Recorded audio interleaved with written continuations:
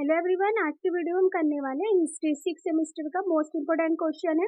ये प्रोग्राम का क्वेश्चन है 1947 तक भारत में रेडियो प्रसारण के उद्भव, विकास एवं विस्तार की चर्चा करें।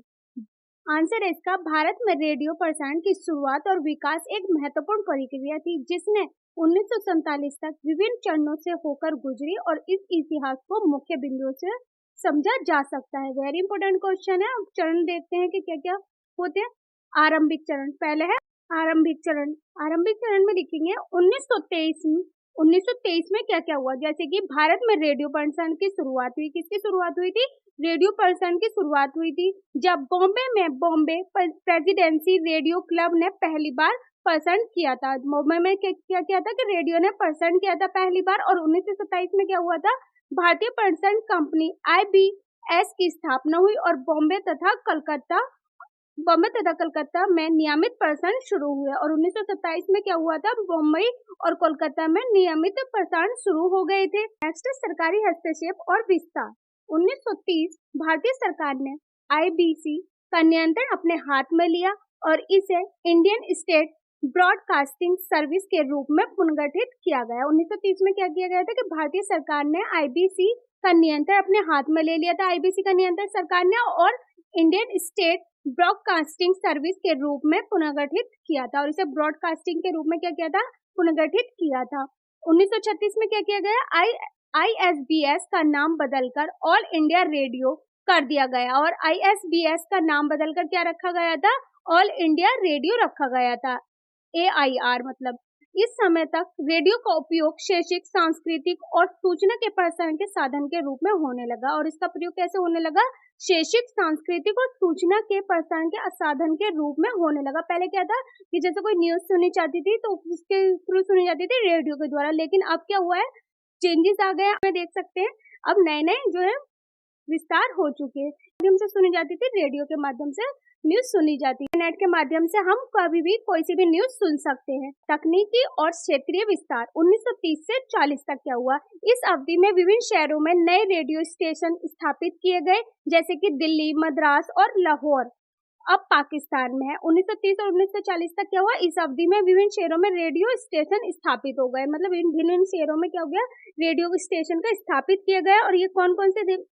जैसे दिल्ली, मद्रास और लाहौर, चेन्नई और पाकिस्तान में। और 1940 में क्या हुआ? दिल्ली में एक नया अत्याधुनिक प्रसारण केंद्र स्थापित किया गया। क्या स्थापित किया गया? 1940 में दिल्ली में एक नया अत्याधुनिक प्रसारण केंद्र स्थापित किया गया। नेक्स्ट है द्वितीय विश्व युद्ध का प्रभाव। अगर प्रथम विश्व युद्ध पूछा जाए तो कब से कब तक हुआ? 1914 से 1938 तक और 1939 तक। और द्वितीय विश्व युद्ध का प्रभाव कब हुआ? 1940 से 1945 तक। द्वितीय विश्व युद्ध के 1940 से 1945 तक। द्वितीय विश्व युद्ध के दौरान रेडियो का उपयोग होने लगा था। द्वितीय विश्व युद्ध जब हुआ था तो क्या हुआ था? रेडियो का उपयोग जो है वो होने लगा था और समाचार और मुख्यतः समाचार प्रसारण और युद्ध प्रचार के लिए किया गया था। और किसके लिए किया गया था रेडियो का आविष्कार?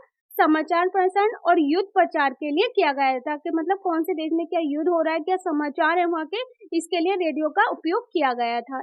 इसका विस्तार तेजी से हुआ और अधिक लोग रेडियो से जुड़ने लगा और इसका विस्तार जो है रेडियो का तेजी से होने लगा और इससे जो है अधिक से अधिक लोग जुड़ने लगे थे। द्वितीय विश्व युद्ध के दौरान किस चीज के लिए होता रेडियो का आविष्कार?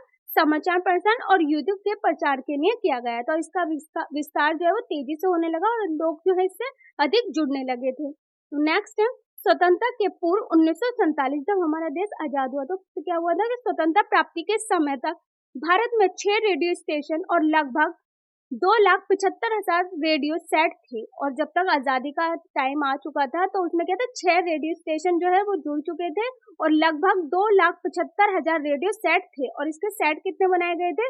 2,75,000 रेडियो सेट बनाए गए थे। और ऑल इंडिया रेडियो की पहुंच व्यापक हो चुकी थी और ऑल इंडिया रेडियो की जो पहुंच थी वो बहुत हो चुकी थी और ये विभिन्न भाषाओं में प्रसारण करने लगा था। और ये भिन्न भाषाओं में प्रसारण करने लगा था। रेडियो क्या हुआ? पहले तो नॉर्मल यूज किया जाता था, लेकिन जब स्वतंत्रता से पूछन और लगभग 2,75,000 रेडियो सेट किए गए और ऑल इंडिया की ऑल इंडिया रेडियो की पहुंच व्यापक हो चुकी थी और ये विभिन्न भाषाओं में प्रसारण करने लगे, मतलब डिफरेंट भाषाएं में जो है वो रेडियो का प्रसारण होने लगा था, अलग अलग लैंग्वेज में। नेक्स्ट देखते हैं निष्कर्ष। इसका निष्कर्ष क्या निकलता है कि रेडियो किस चीज के लिए यूज किया गया था और क्या कारण था। कॉन्क्लूजन में लिखेंगे। कॉन्क्लूजन लिखनी वेरी इंपॉर्टेंट होती है, 2 मार्क्स की होती है कॉन्क्लूजन। पहले लिखना है आपको इंट्रोडक्शन और फिर बारी बारी से इसका क्या वर्णन किया गया है रेडियो का, फिर लास्ट में लिखते हैं कॉन्क्लूजन, 2 नंबर की होती है। क्या है कॉन्क्लूजन? 1947 तक रेडियो पर्सन ने भारत में अपनी एक सुदृढ़ नींव स्थापित कर ली थी। 1947 तक रेडियो ने क्या किया था, एक सुदृढ़ नींव जो स्थापित कर ली थी, जो आगे चलकर जनसंचार के एक महत्वपूर्ण साधन के रूप में उभरी और इस विकास में स्वतंत्रता संग्राम के दौरान और बाद में भी सामाजिक और सांस्कृतिक एकता में महत्वपूर्ण भूमिका निभाई। मैंने फ्रेंड्स कंक्लूजन ये लिखा, आप कुछ भी बना सकते हैं जैसे आपने पढ़ा। इसमें क्वेश्चन क्या कह रहा है उसके पॉइंट से ही लिखना होता है कि निष्कर्ष उस पूरे क्वेश्चन में क्या निकला। मैंने ये बनाई जैसे कि 1947 तक रेडियो प्रसारण में भारत में अपनी एक सुदृढ़ नींव बना ली और जो आगे चलकर संचार के एक महत्वपूर्ण साधन के रूप में उभरी और इसका विकास स्वतंत्रता संग्राम के दौरान बाद में भी चलता रहा और सामाजिक और सांस्कृतिक एकता में महत्वपूर्ण भूमिका निभाई। तो फ्रेंड्स ये तो most important question BA programme 6 semester history का। और अगर इससे आगे के क्वेश्चन चाहिए तो आप मुझे कमेंट्स बॉक्स में लिखकर बता सकते हैं और मेरे टेलीग्राम से जुड़ सकते हैं। मैंने टेलीग्राम का लिंक डिस्क्रिप्शन बॉक्स में दे दिया है, उसमें मैंने सारी पीडीएफ करा रखी है, जो भी मैंने अब तक पढ़ाया है सब पीडीएफ है। अगर आप और भी इसके भी नोट्स चाहते हैं तो वो भी मैं टेलीग्राम में दे दूंगी, तो टेलीग्राम से जुड़ना ना भूलें। और मेरी वीडियो कैसी लगी कमेंट्स बॉक्स में लिखना जरूर बताना। If you like the video so don't forget to like and subscribe my channel and hit the bell icon और इसे अपने फ्रेंड्स के साथ शेयर करें ताकि वीडियो को प्रॉफिट उन्हें भी हो। और आपको नेक्स्ट कौन से टॉपिक पर वीडियो चाहिए आप मुझे कमेंट बॉक्स में लिखकर बता सकते हैं। Thanks for watching my video.